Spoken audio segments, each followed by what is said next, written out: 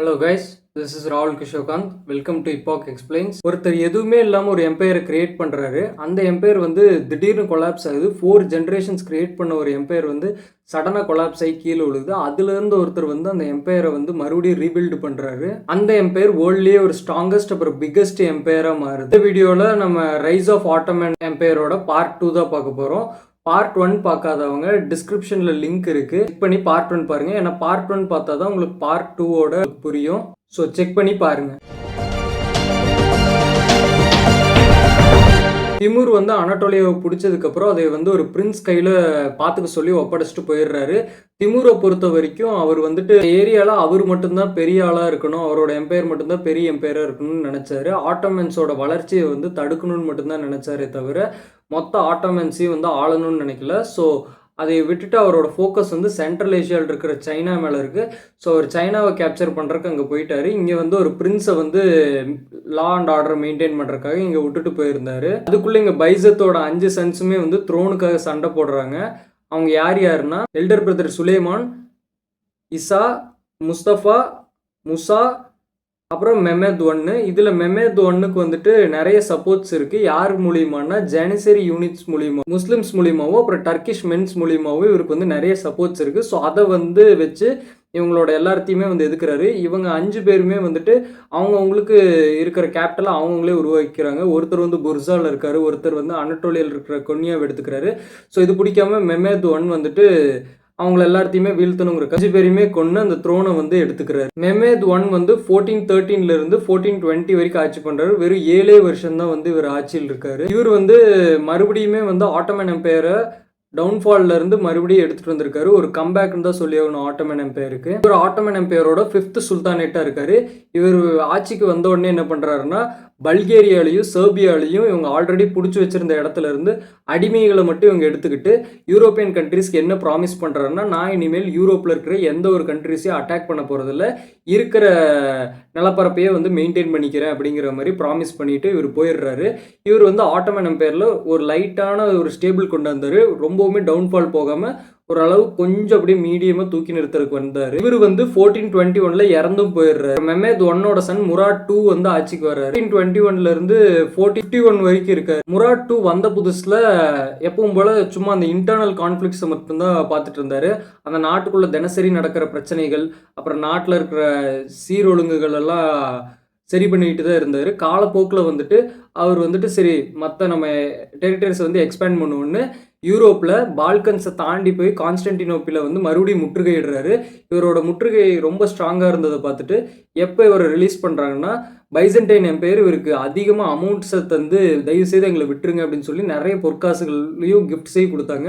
அதுக்கப்புறம் இவர் அந்த முற்றுகையிலேருந்து கம்ப்ளீட்டாக விட்டுட்டு இவர் மறுபடியும் பேக் அடிக்கிறாரு. அதுக்கப்புறம் இவர் மறுபடியும் அனட்டோலியா வர்றாரு. அனட்டோலியா வந்து பார்க்க போகும்போது திமுர் விட்டு வச்சுட்டு போயிருந்த அந்த பிரின்ஸும் அப்புறம் அதை ஆட்சி பண்ணுறதுக்கு ஒரு சில பேர் இருப்பாங்க.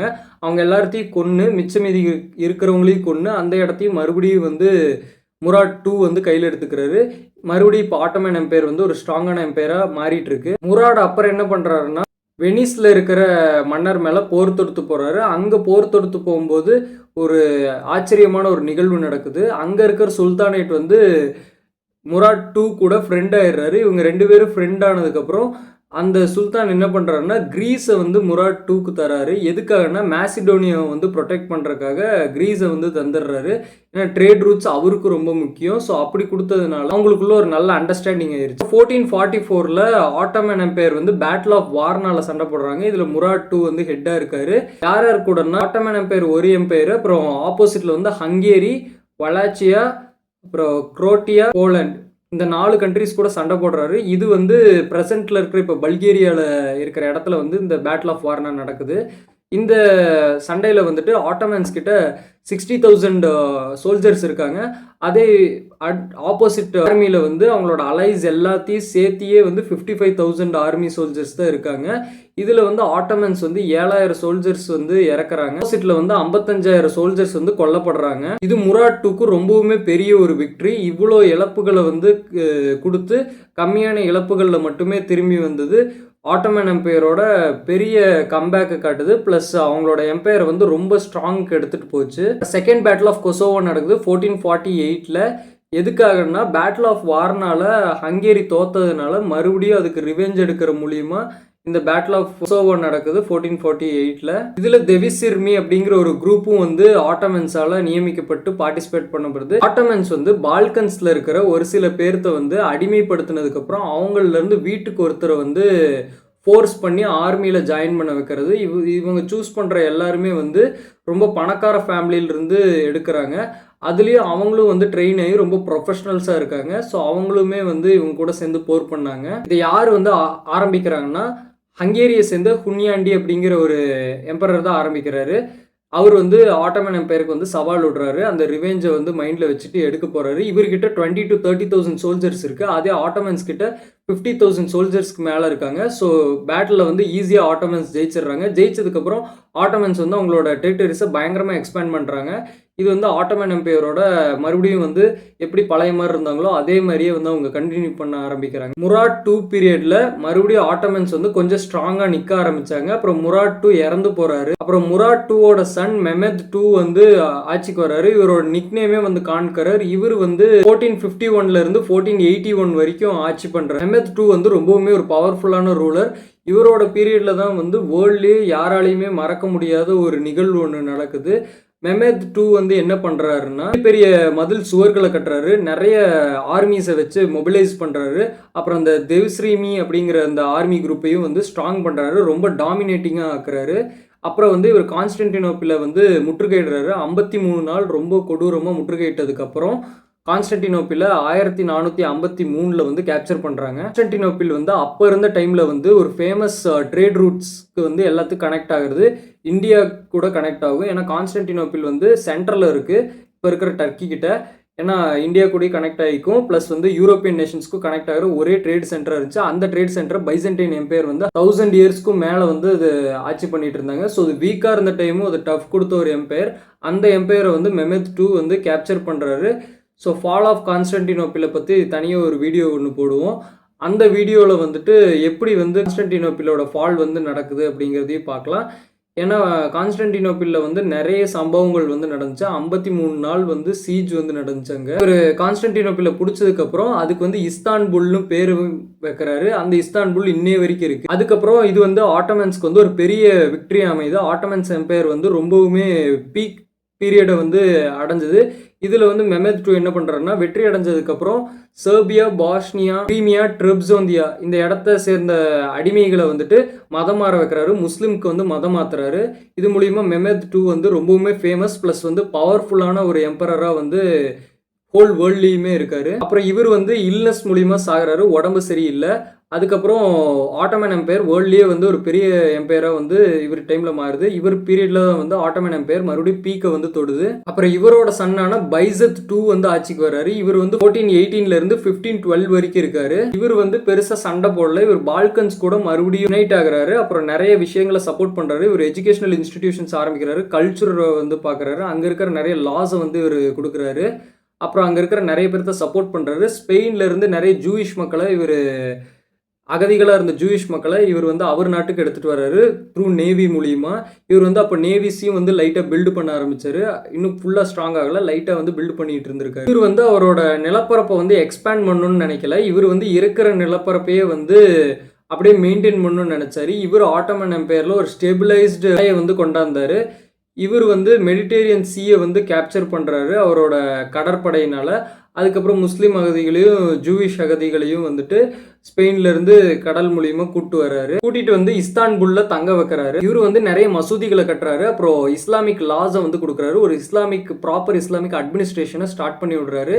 இவர் வந்து அவரோட அண்ணன் வந்து கொள்றாரு. அவர் அண்ணன் சுல்தானேட் வந்து அவரோட த்ரோனை வந்து அபகரிக்கணும் அப்படின்னு நினச்சி யூரோப்பியன் பவர்ஸ் கூட கைகோர்த்தாரு. அதை பிடிக்காம பைசத் 2 வந்து அவரை கொண்டுடுறாரு. அதுக்கப்புறம் இவரோட சன் சலீம் 1 வந்து இவர் இப்படி இருக்கிறத பார்த்து அவங்க அப்பாக்கே வந்து சேலஞ்ச் பண்ணுறாரு. நீங்கள் வந்து இருக்கிறதையே வந்து எக்ஸ்பேண்ட் பண்ண மாட்டீங்க, நீங்கள் வேஸ்ட் பண்ணுறீங்க அப்படின்னு சொல்லி அவங்க அப்பாவே மிரட்டுறாரு. இவருக்கான பவர் ஏதுன்னா இவர்கிட்ட ஜானிசரி யூனிட்ஸ் இருந்துச்சு, அப்புறம் மிலிட்ரி இருந்துச்சு. அவங்க அப்பா பேச்சை விட சலீம் 1 பேச்சை தான் வந்து எல்லாரும் கேட்டிருந்தாங்க. ஸோ வந்துட்டு அவங்க அப்பா இருந்துட்டு இதெல்லாம் விட்டுட்டு துறவரம் மேற்கொள்ளணும் அப்படிங்கிற ஒரு கான்செப்டுக்கு வராரு. அவர் எல்லாத்தையும் விட்டுட்டு துறவரம் மேற்கொள்கிறாரு. அதுக்கப்புறம் இவர் வந்து துறவரம் மேற்கொண்ட ஒரே வருஷத்திலே பாய்சன்னால செத்தும் போறாரு. அவங்க அப்பா வெளியே போன அடுத்த நிமிஷமே வந்து செலீம் ஒன் அவரோட த்ரோனை வந்து பிடிக்கிறாரு. இவர் வந்து 1512 இருந்து 20 வரைக்கும் ஆட்சி பண்றாரு. அவரோட நிக்நேமே தி கிரிம்னா வந்து ரொம்ப கொடூரமான பயங்கரமான அர்த்தம். அவரோட பீரியட்ல தான் வந்துட்டு ஆட்டோமன் எம்பையர் ஒரு கோல்டன் ஏஜ் அடைய போற ஒரு டைமா இருந்துச்சு. இவர் வந்து ஆட்சியில் இருந்த 8 இயர்ஸ் டைம்குள்ளேயே அவரோட எம்பையரை வந்து டபுள் இந்த சைஸ் ஆக்கி காட்டினாரு. இவர் வந்து 2ல இருந்து 3.4 மில்லியன் கிலோமீட்டர் ஸ்கொயரை வந்து கேப்சர் பண்ணியிருந்தாரு.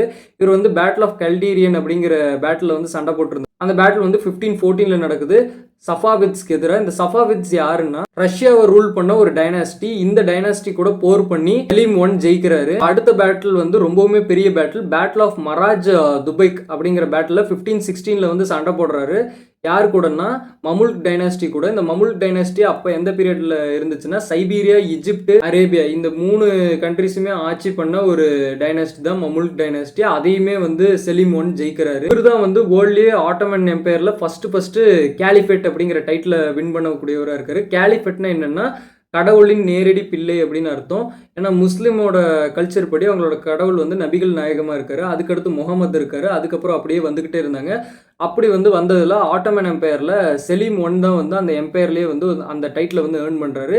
எப்படின்னா இவர் இவ்வளோ போர்களை பண்ணி ஒரு கோல்டன் ஏஜுக்கு வந்து வழிவகுத்து கொடுத்ததுக்கப்புறம் இவர் வந்துட்டு ஸ்பிரிச்சுவல் லைஃப்பில் இறங்கிடுறாரு. இவர் மெக்காவில் வந்துட்டு மாஸ்ஸை பில்டு பண்ணுறாரு. அப்புறம் நிறைய இடத்துல வந்து இவரோட கல்ச்சரை வந்து ஸ்ப்ரெட் பண்ணுறாரு. வந்து ரொம்ப கொடூரமாக மற்றவங்களோட அரியாசனத்தை வந்து பிடிக்கிறாரு. நிறைய கண்ட்ரிஸ் வந்து இன்வைட் பண்ணுறாரு. அங்கே இருக்கிற ட்ரெஷரை வந்து மேக்ஸிமம் இவர் ட்ரெஷருக்கு இணைய வந்து இணைக்கிறாரு. இவரோட எம்பையர் வந்துட்டு ரொம்பவுமே வெல்த்தியாக இருக்குது. அப்புறம் இவரோட நேவிஸ் மூலிமா போர்ச்சுகீஸ் ஆர்மிக்கு வந்து ரொம்பவுமே டஃப் கொடுக்குறாரு. பண்ணி ஒரு கோல்டன் ஏஜுக்கு வந்து அவரோட எம்பையரை வந்து தயார்படுத்தி விடுறாரு. இவ்வளவும் பண்ணிட்டு அவர் வந்து ஸ்கின் டிசீஸ் மூலிமா அஃபெக்ட் ஆகி சாகுறாரு. இவருக்கு அடுத்தா வந்து ஆட்டோமன் எம்பையரோட ஃபுல் ரைஸ் ஆரம்பிக்குது. இந்த கோல்டன் ஏஜ் வந்து சுலைமான் அவரோட பையன் ஆட்சியில் தான் வந்து நடக்குது. இவரை வந்து சுலைமான் த மேக்னிஃபிஷன்ட்னு சொல்லுவாங்க, அற்புதமான அப்படின்னு அர்த்தம். இவர் வந்து 1520 1566 வரைக்கும் ஆட்சி பண்ணுறாரு. இவரோட பீரியட் தான் வந்து peak golden age of Ottoman empire. இதுதான் வந்து ஆட்டோமன் எம்பையரோட ரொம்பவுமே பீக்கான ஒரு பீரியடு. இவர் வந்து நிறைய இடங்களை பிடிக்கிறாரு. யூரோப்பியே கம்ப்ளீட்டாக பிடிக்கிறாரு. அப்புறம் வந்து ஈஸ்ட் ஆப்பிரிக்காவை பிடிக்கிறாரு, மிடில் ஈஸ்ட் பிடிக்கிறாரு. அப்புறம் நிறைய விக்டரிஸ் வந்து ஜெயிச்சிருக்காரு. என்னென்னா பேட்டில் ஆஃப் மொஹாசிஸ் 1526 சண்டை போடுறாரு. அப்புறம் பேட்டில் ஆஃப் பெல்கிரேட் வந்து 1521, அப்புறம் பேட்டில் ஆஃப் ரோட்ஸ் வந்து 1522 போட்டிருக்காரு. இவர் வந்து நிறைய லாஸை வந்து கிரியேட் பண்ண ஆரம்பிச்சாரு. அந்த லாஸ் வந்து ரொம்ப வருஷம் நிலச்சி நின்ன ஒரு லாஸ், எல்லாமே ரிட்டனாக இருந்துச்சு. இவர் வந்து நிறைய கல்ச்சுரல் சைட்ஸை வந்து பில்டு பண்ண ஆரம்பிச்சாரு. நிறைய மசூதிகளை வந்து பில்டு பண்ணாரு. நிறைய பிரிட்ஜஸ் வந்து கட்டி கொடுத்தாரு. அப்புறம் நிறைய நீர்வழிகளை வந்து கட்டி கொடுத்தாரு. எங்கன்னா மெக்கா, அப்புறம் மெடினா, அப்புறம் பாக்தாத்ல வந்து இது எல்லாத்தையும் பண்றாரு. டெமஸ்கஸ்லயும் பண்றாரு. இவர் வந்து மெடிடேரியன் சி, ரெட் சி, அப்புறம் பெர்ஷியன் கல்ஃப் ட்ரேட் ரூட்ஸ் எல்லாத்தையுமே பிடிக்கிறாரு. வேர்ல்டுக்கே இவர் தான் ட்ரேட் சப்ளை பண்றாரு. அந்த அளவுக்கு ஒரு பெரிய எம்பையரை வந்து கட்டியிருக்காரு. ஒரு கோல்டன் ஏஜ் இவர் பீரியட்ல வந்து ஸ்டார்ட் ஆகுது. இவரோட மிலிட்ரி வந்து ரொம்ப ஸ்ட்ராங்கா இருக்காங்க. அப்புறம் ஒரு பெரிய அட்மினிஸ்ட்ரேஷன் இவர் கீழே ஆரம்பிக்கும் பீரியட்ல 1966 வந்து டிகெட் வார் அப்படிங்கிற இடத்த வந்து முற்றுகையிடுறாங்க. யார் வந்து இதை பண்றாங்கன்னா குரோட்டியா அப்புறம் ஹங்கேரி பண்றாங்க. இவங்களே வந்துட்டு ஆட்டோமன் எம்பையருக்குள்ள ஊடுருவுறாங்க. ஆட்டோமன் எம்பையர் மேல போர் தொடுக்கிறாங்க. யார் தலைமையிலன்னா ஹாப்ஸ்பர்க் தலைமையில 2500 இருந்து 3000 சோல்ஜர்ஸோட வராங்க. ஆனா சுலைமான் கிட்ட வந்து 1,00,000 சோல்ஜர்ஸ் இருந்தாங்க. நம்பர்ஸே வந்து ஒரு பெரிய டிஃபரன்ஸ் வந்து கிரியேட் பண்ணுது. ஸோ இதில் வந்து ஈஸியாக வந்து சுலைமான் இதில் ஜெயிக்கிறாரு. நடந்துட்டு இருந்த அந்த பேட்டில் முடியறதுக்கு முன்னாடியே வந்து சுலைமான் இறந்துடுறாரு. அவர் வந்து உடம்பு சரியில்லாமல் இறக்குறாரு. ஆனால் வந்து அந்த சண்டையும் வந்து வின் பண்ணிடுறாரு. அப்புறம் ஆட்டோமன் எம்பையர் வேர்ல்ட்லேயே வந்து ஒரு ஸ்ட்ராங்கான எம்பையராக இருக்குது. இது எந்த அளவுக்கு ஸ்ட்ராங்னா அடுத்த 37 ரூலர்ஸ் வந்து ஆட்சி பண்ணுறாங்க. 1922 வரைக்கும் இந்த எம்பையர் வந்து லாஸ்டே நிற்குது. மோர் தென் 600 இயர்ஸ் வந்து இந்த எம்பையர் வந்து ரொம்ப ஸ்ட்ராங்காக வந்து நிற்கிது. இதுக்கு காரணம் இந்த ஃபர்ஸ்ட் 10 ரூலர்ஸ் தான். இப்படிதான் வந்து நாடோடி குரூப்பை சேர்ந்த ஒருத்தர் ஒரு எம்பையரை பில்ட் பண்ணுறாரு. அந்த எம்பையர் வந்து வேர்ல்ட்லேயே கிரேட்டஸ்ட் எம்பையராக மாறுது. 600 வருஷத்துக்கும் மேலே நிற்குது. இந்த வீடியோ பிடிச்சிருந்தா லைக் பண்ணுங்கள், ஷேர் பண்ணுங்கள். அப்புறம் ஹிஸ்ட்ரி ரிலேட்டட் வீடியோஸ் பார்க்குறதுக்கு நம்ம சேனலை சப்ஸ்கிரைப் பண்ணிக்கோங்க.